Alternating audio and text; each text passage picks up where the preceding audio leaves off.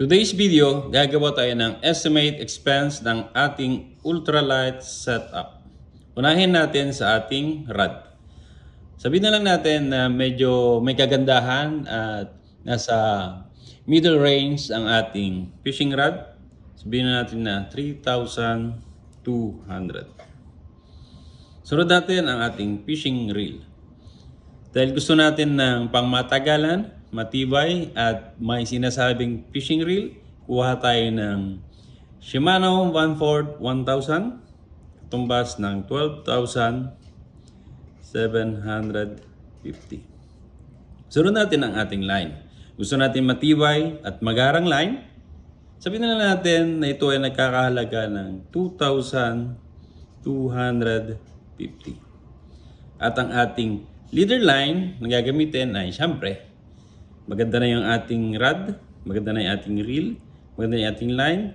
Tutubasan natin ng medyo di kalidad na leader line na 1,200. At kailangan natin ng snap na nagkakalaga ng 225. At ang ating swivel na nagkakalaga ng 285.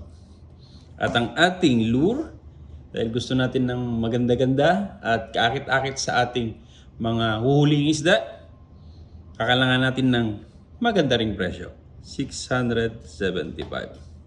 At ang total na ating magagasto sa ating setup ay 20,585.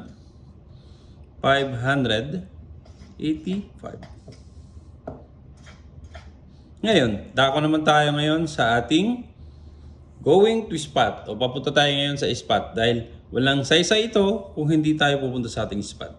Dahil nabalitaan natin maganda yung spot ng ating kakilala, kaibigan, kaya kailangan nating mag-bus. At ang bus transpo ay 150.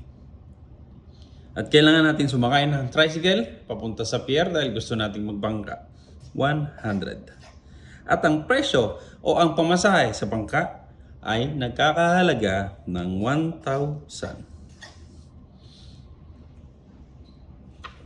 At hindi naman po pwedeng pupunta lang tayo at sasakay ng bangka na wala tayong tubig. So dahil gusto natin ng pampalakas, maganda-gandang inumin, Pocari.